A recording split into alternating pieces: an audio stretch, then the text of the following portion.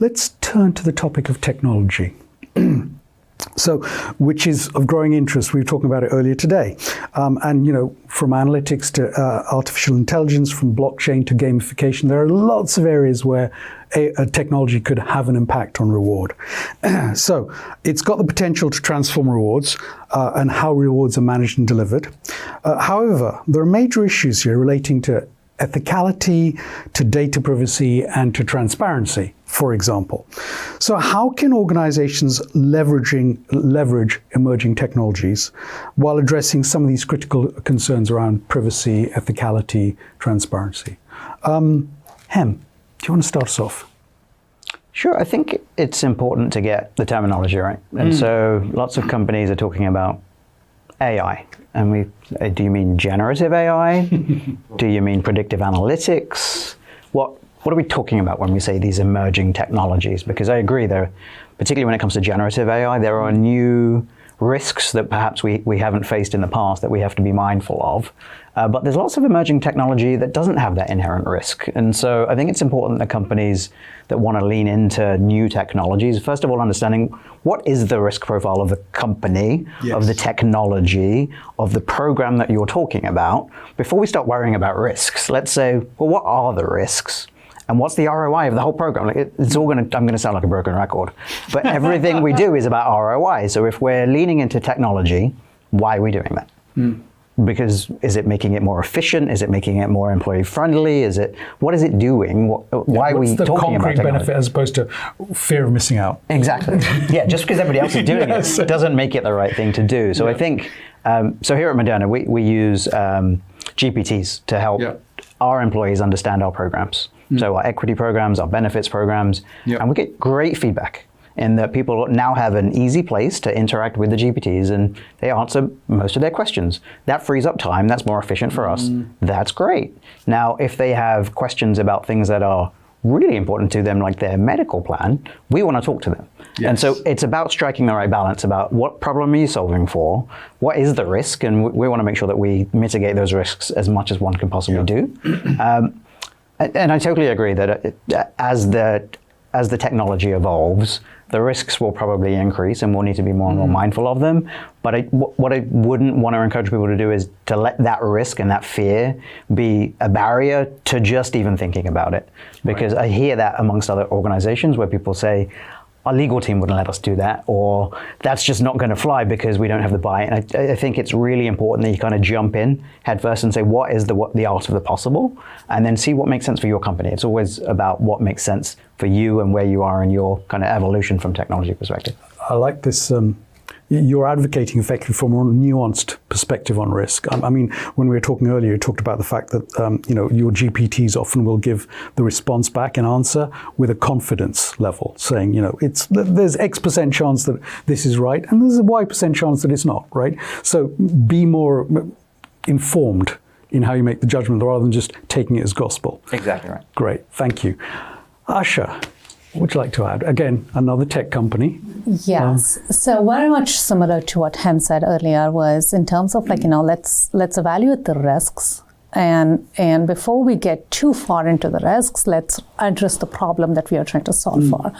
There are some very quick wins for because of adapting the technology, we can get a lot of quick wins, which is just answering simple questions, finding efficiency in systems. Instead of people sitting there and answering emails, you can have bots that can answer emails based off of the content and the knowledge that we've already built out. That's a very quick win. And I see very, very less risk in implementing that, right? But then there is the broader aspects of it, which is AI as well as to your point, whether we are looking at generative AI or predictive AI, if we are looking at all these things, there is a lot more that we can achieve from it, with the caveat to say we will use these systems to gain the knowledge that we can get very quickly with a human interaction still being in place. Maybe it's not 10 people passing things hands to hand. Maybe it's the AI or the systems that we develop is the first step, but there is still the critical human involvement that comes into picture that probably helps break any biases a system could have. Yes. So there is definitely ways for us to think about it. And at Shopify, we have been trying to do some of these things internally, whether it's through performance management or whether how we do 360 degrees and things like that. It is okay to bring in these systems and utilize the future-facing technology that is out there, but have the control, which still is the human involvement in there, and then continue to gut check yourselves, right? Like there's nothing, like it's not like you do it once and then it's the end of the world. It's not. It's iterative. It's okay to try these things on and have that level of this thing to say, hey, we're going to do this, and these answers are going to be 95% right. We do know there may be a couple times we'll get this wrong, so don't take it as gospel, but like gut check in. That's why we have a human interaction. Whether in the future we want to start talking about making compensation decisions using AI models. Well, nobody wants a machine to determine how much they get paid. However, if that is the starting point, and then you still have a very discretionary hand that comes in to adjust or take into account that a model may not have taken into, I don't see anything wrong with it. So it's about like how we balance some of this. I think, like to him's point, I don't think we should like keep it at bay just because there is like legal risks and stuff like that, which is very real, don't get me wrong, but it's okay to just have a little bit of an open mind on the risk appetite that we are willing to take, because that's what science is. That's what futuristic mindset is. So I like the echo from our previous question, because you're actually all advocating for it's not black and white, it's more gray, right? It's when is this appropriate, when is not appropriate. This point about where's the value a human being brings, whether it's connecting with bias, adding extra context, providing meaning in a way that a machine, which is very smart, let's qualify that, very efficient, sometimes not smart, right? How can we bring that judgment in? Great. Thank you. Manjit, what would you like to add to this? Yeah, great conversation, and I echo a lot of what was already said. I almost laughed out loud when you said the fear of missing out. So to that point, I think incredibly important to understand the technology, the art of the possible, as you mentioned, understand what's out there, what are all the solutions are, very exciting things. I think there's always going to be a role for the humans. To your point, it's never going to replace everything we do, but can make us, lots of different technologies that can make us a lot more efficient. I think it's about evaluating use cases as it pertains to your organization, and really understanding what are the use cases, where can you really leverage it to make a difference. Back to the critical skills, what's right for you. So for each organization, what makes sense, and then understanding the risks with an open mind. Again, not just kind of blanket, but understanding and then mitigating. There's all sorts of concerns around data privacy, obviously, and consent and transparency. We'll address those, right? We'll take them one by one and figure out your risk profile, figure out, all of the things that you can do to address it, and then do what makes sense. Great. Excellent. I actually just thought of something, Asha, you picked up on, which is really important in all of this, which is around communication and its role in managing expectations, right? I thought that was excellent. Billy, what would you like to add? Yeah, I think as far as technology goes, I think there's probably a continuum in terms of how big the impact is depending on what the process is. So on one end, a lot of us are still using Excel to do comp planning. And from a baby step perspective, having a technological platform to be able to do that planning outside of that in a much more user-friendly way is kind of a, yes, we ought to be doing that. Yeah. Getting into some of the really high impact stuff that haven't previewed for us today really kind of blew my hair back in terms of we can see that. Yeah, exactly. Being able to have an incredible amount of knowledge in an efficient, just-in-time, in an asynchronous fashion. Right. I can ask questions about my equity split. I can ask questions about my benefits usage. That's incredibly powerful, kind of in that medium category in terms of impact. And then some of the more highly impactful stuff we talked about was typing a question into machine, how much should a marketing professional get paid? It starts getting into this weird boundary. Mm-hmm. Maybe even taking it a step further, because you mentioned privacy. Yes. You think about healthcare. A lot of the tech companies from, kind of their original mission statements was basically work and be helpful up to the point that it becomes creepy. right? And so on one end, this concept of nudging people to take healthy, proactive steps to manage their own health during the year. So maybe I forgot to go to my 6-month dentist appointment. Having a chatbot pop up on my screen one morning and say, Billy, you forgot your 6-month preventative dental check is fairly non-invasive, helpful. I might be okay with that. But maybe if it starts pinging me about other health matters that cross a boundary for me, or Billy, you need a refill of X medicine, or Billy, you haven't done Y, where does it create distrust with your associate base? Why? What are you doing with my healthcare information? Are you sharing it with this GPT? Like, I thought that was mine. Even if what you're trying to do is to try to be helpful to the associate base, it's a very dangerous line to cross. So I think that's probably some murky territory for us. And I think the second piece of it is around the different personas of everybody's associate base. What's helpful for me from a technological perspective as an office worker is different than a veterinary technician, which is different than somebody who works at one of our supply sites. Having self-service is probably helpful for me. I'm in front of my laptop all day. But one of our vet techs, we want them dealing with pets all day. And even during their 30-minute break, do we want them sitting in front of a laptop asking it questions? There might be a human element that's more helpful to them.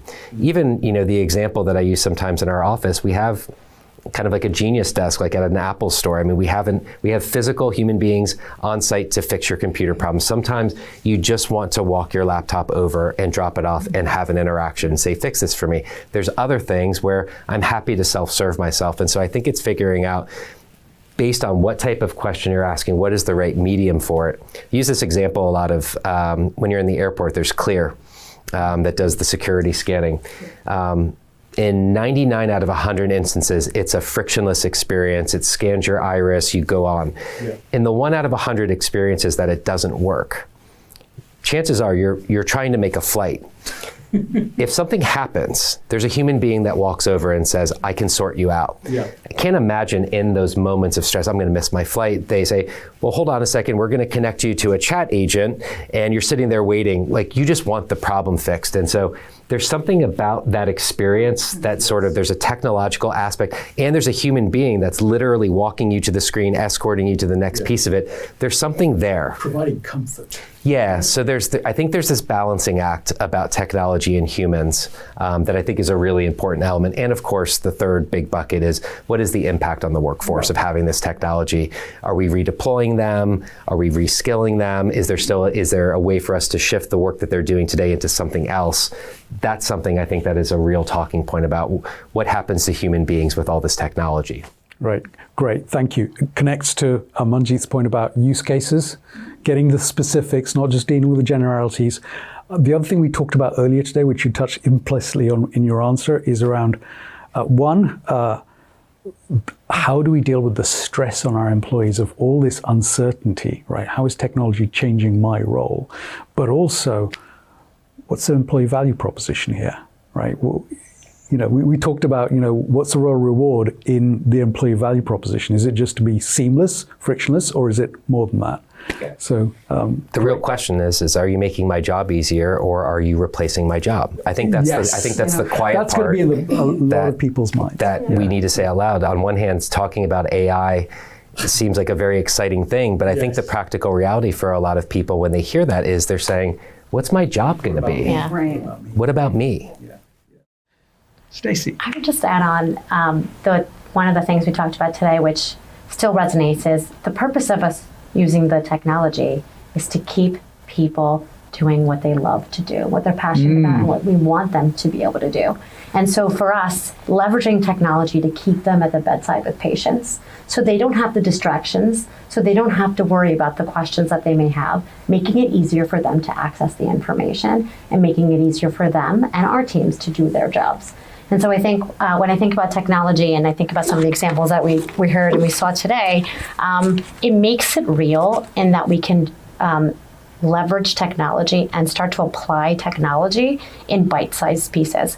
So identifying and putting a technology roadmap together and making it digestible for both our employees as it relates to our team members out with our patients, but then also our teams that are going to be experiencing this change over time in leveraging technology to do their jobs. And then therefore they can elevate what they bring to the table for our team members as well. So I think we're all on different places in our journey leveraging technology, but at the end of the day, it's about keeping our employees engaged and doing what they love. There's a shared objective, and there are some principles wherever you are on the journey. Great, excellent. Thank you for such a rich discussion. Anyone any thoughts sparked by what we've just been discussing? Anything you'd like to add? I think one thing I would like to say, I think, Stacey, you just hit on this a little bit in terms of like, how do you, one, it's a journey. It's not about the destination. There's a lot of things that you need to tick the box on as you go through this and to land what is right for the organization. And then the second thing is the value proposition. I think that's like really key. We as Total Rewards professionals a lot of times think about what is the value prop for me, but we also need to be thinking about the value prop for the employees. Right. Yes. So one of the good examples I can give is like Shopify is an entrepreneur platform, and we have this thing that was introduced, nothing to do with Total Rewards, but as our platform, there is a sidekick introduced. So for our entrepreneurs or the business owners out there, the sidekick helps them with so many things automatically that they don't even have to think about it.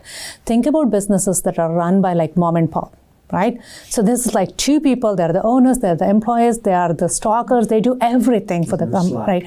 There is no slack, there is no additional people or resources for additional people. Yeah. In that environment, a sidekick is a huge benefit.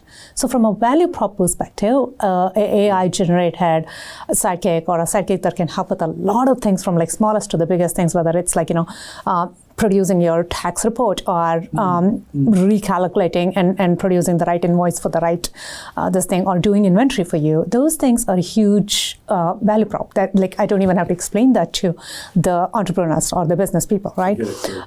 When you think about the Total Rewards world, it's the same thing. Like, to your point, the more you can get managers to make it very easy for them to do performance reviews so they can get back to doing the work.